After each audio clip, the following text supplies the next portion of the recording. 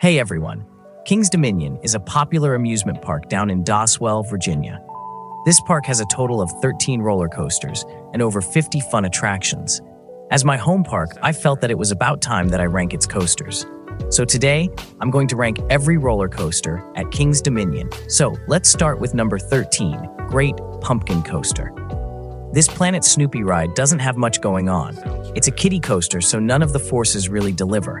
I think it serves its purpose in the park, but from my perspective, it's not very good. Number 12, Woodstock Express.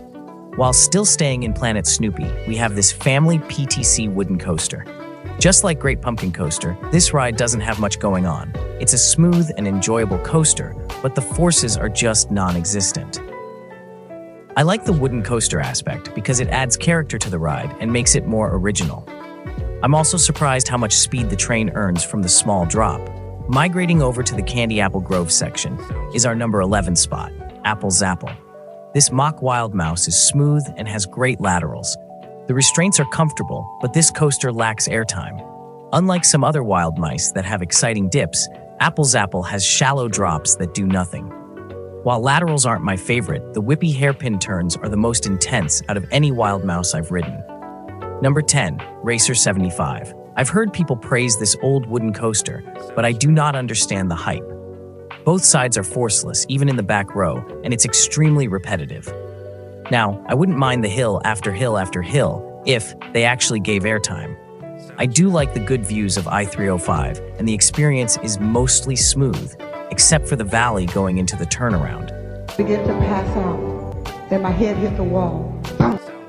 All of my rides have raced, which makes the coaster more fun, but without racing, this coaster would most likely drop a spot. Now on to the first thrill coaster, number 9, Anaconda. This aero looper has some of the worst transitions on a roller coaster.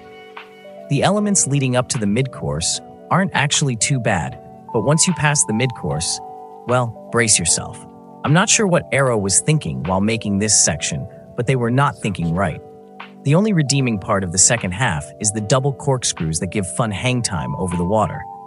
The reason I have this at number 9 is because this ride isn't forceless like rides before this one. Now, for the number 8 spot, I have Reptilian. This mock bobsled is a very enjoyable family coaster. There's no airtime, but some of the helixes have weak positives, and the track is smooth except for the transitions from trackless to track. I enjoy riding this coaster, and I always end up riding with my family. The only complaint I have is capacity, but operations are always good on Reptilian. Number 7, Tumbili. I've never really felt excited to ride one of these S&S free spins. They're disorienting, I'll give them that, but the whole idea of flipping freely is not comfortable. These types of rides always accomplish to scare me, but they're still one and dones. Next up is Backlot Stunt Coaster for my number 6 spot. I think this is a great family coaster. The launch doesn't do a lot, but the triple helix following it is extremely intense for a ride that targets all ages. It's smooth, and when the effects are working, a well-themed ride as well.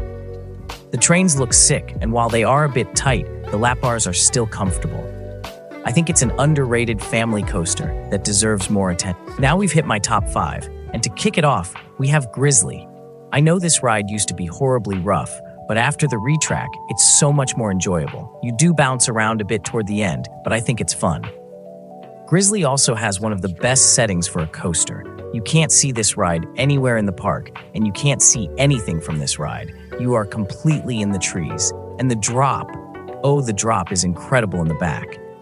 I wasn't expecting much on my first ride, but you get yanked down that first drop, and my stomach dropped so much. This is currently my favorite wooden coaster I've been on because it's so fun. Number 4, Flight of Fear. In my opinion, Flight of Fear is the best themed attraction at King's Dominion. The alien theming is all done so well and surprises me that this is in a regional theme park. Layout-wise, there's a good launch, and the first 3 inversions are so cool to experience in the dark.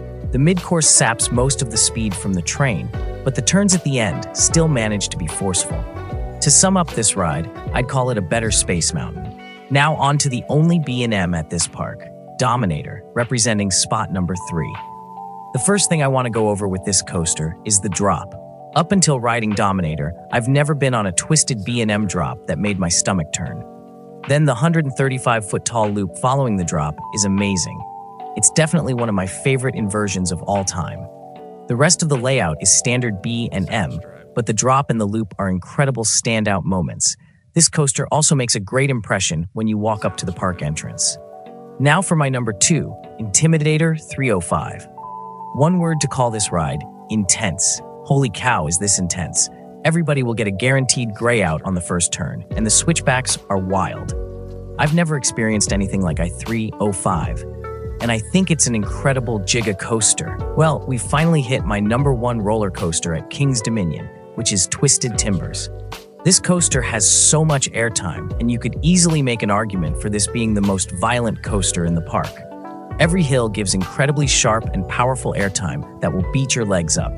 This is a top-tier RMC, and it currently sits at my number 3 spot in my overall rankings. The only really complaint I have with this ride is that it has mediocre inversions. I prefer riding in the back, not because the airtime is stronger, but because you get yanked down the first drop. Overall, this is an awesome coaster and a must-do for me when I go to King's Dominion. If you enjoyed watching this video, then I'd appreciate if you considered subscribing. Also, I have full reviews for Twisted Timbers and I-305 already on my channel, if you're interested in hearing my more in-depth thoughts of these coasters. Thanks for watching to the end, and have a good day.